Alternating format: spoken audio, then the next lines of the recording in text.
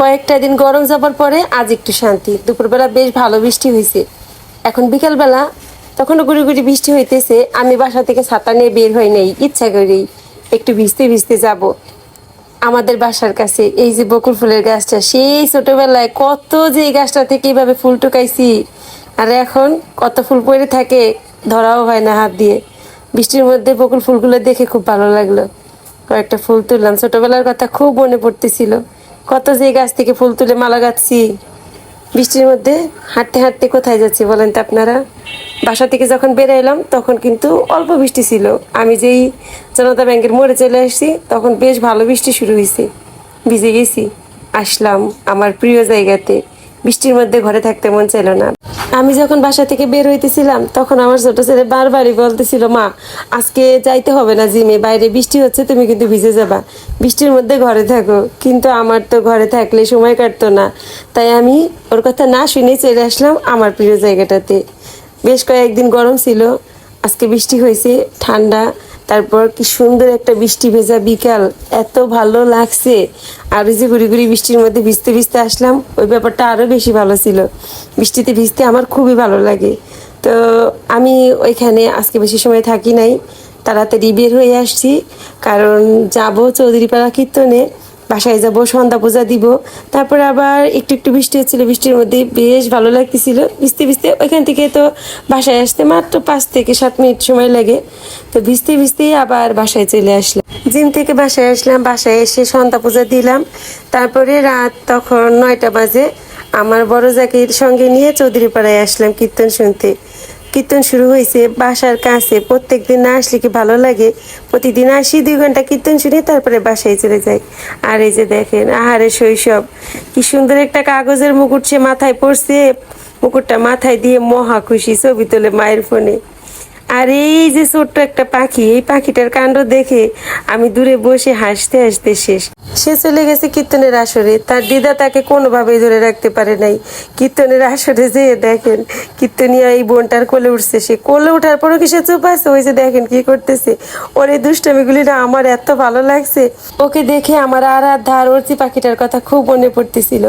কীর্তনের আসর থেকে উঠে চলে আসলাম। এখন আমরা 2 জন মিলে খিচুড়ি প্রসাদ খাবো। ওই যে আমার বড় যা, সে হচ্ছে প্লেট হাতে নিয়ে যাচ্ছে খিচুড়ি প্রসাদ আনতে।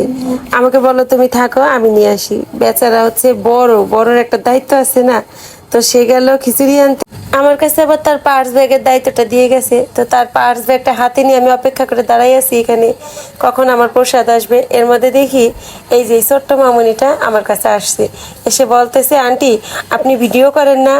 আপনাকে আমি ভিডিওতে দেখি। ওর কথাটা শুনে আমার খুবই ভালো লাগছে। প্রায়ই ছোট ছোট বাচ্চারা আমার কাছে এসে বলে, আন্টি আপনাকে দেখি, ভালো লাগে। এটা আমার অনেক বড় পাওয়া। বেশ কিছু সময় লাইনে দাঁড়িয়ে থেকে বেচারা প্রসাদ নিয়ে আসছে। আমার এই প্লেটটা হাতে দিয়ে বলতেছে, আর এক প্লেট নিয়ে আসি। আমি বললাম যে না, আর এক প্লেট আনতে যাইতে হবে না, একটা প্লেটই আমাদের 2 জায়ের হয়ে যাবে, কারণ আমি প্রসাদ বেশি খাবো না, আমি অল্প একটু প্রসাদ খাবো।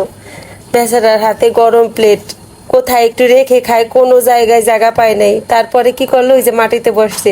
মাটিতে তো আসলে বসে খাওয়াটা কষ্টকর, আর ওনার তো আমার জন্য শান্তি নাই, যাই করে ক্যামেরা বন্দি হয়ে যায়। আর এই তো এখানে আমি দাঁড়ায় দাঁড়ায় প্রসাদ খাচ্ছিলাম। আসলে মনে হয় কি কেউ যদি একটু ভিডিও করে দিত, কি যে শান্তি পাইতাম। প্রসাদ খেয়ে 2 জন মিলে পাঁপড় কিনলাম। এখন আমরা একটু মেলাটা ঘুরবো, তারপরে বাসায় যাব। ওই যে উনি আগে আগে, আমি ওনার পেছনে পেছনে। দেখি উনি তো আমার বড় যা, উনি কি কেনাকাটা করে আর আমারে কিছু কিনে দেয় কিনা। না, কিচ্ছু কেনে না, খালি ঘুরে।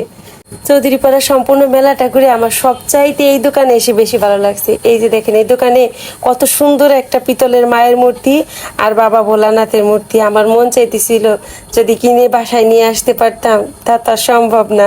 আর এদিকে আমার বড় যা, এই দোকান সেই দোকান তখন থেকে ঘুরেই যাচ্ছে, নিজেও কিচ্ছু কিনে না, আমাকেও কিচ্ছু কিনে দেয় না। এটা কোনো কথা বলেন তো আপনারা? দেখেন ওই যে আমি ওনার পেছন পেছনে আসি, দেখি বেচারা কি কিনে দেয়। কিচ্ছু কিনে নাই। ওই যে দেখেন, একটু একটু একটু একটু করে সব কয়টা দোকান ঘুরলো, আমি তার পেছন পেছন ঘুরলাম, কিছু কিনলো না। এখন চলেন আমরা বাসায় যাই। গেট দিয়ে বের হইতেছি, তখনও দেখেন তার পরিচিত লোকের অভাব নাই। ফরিদপুর শহরে প্রত্যেক মানে মুহূর্তে মুহূর্তে তার সঙ্গে তার পরিচিত মানুষজনদের দেখা হয়। এইখানে আবার সে আটকে গেছে, একজন পরিচিত দিদির সাথে দেখা হয়েছে, সে কথা বলতেছে। তারপর এখান থেকে আমরা বের হয়ে আসলাম। আর মন্দিরের সামনে এই যে অটোওয়ালা ভাই ছিল, ওনাকে বললাম যাবেন, বললো যাব। তো সে নিজে থেকে বলতেছে আসেন, আপনাদের বাসা তো আমি চিনি, কোথায় আপনাদের বাসা আমি জানি। তো বললাম কোথায় বাসা বলেন, তো ঠিকানা বললো। তারপর বললো বৌদি আপনি তো আমাদের ফরিদপুরের ভাইরাল বৌদি, আপনাকে তো আমি চিনি, আপনার ব্লগ দেখি, সবসময় তো লাইক দেই। আমি তো শুনে আমার কাজটা যে আপনাদের সবার ভালো লাগে, এইটাই আমার কাছে অনেক বড় পাওয়া। তো আজকের মতো ভিডিওটা এই পর্যন্ত।